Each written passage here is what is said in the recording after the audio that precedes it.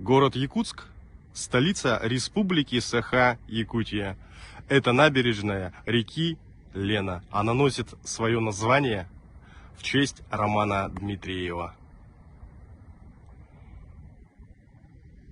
Меня зовут Владислав Дмитриевич Федоров.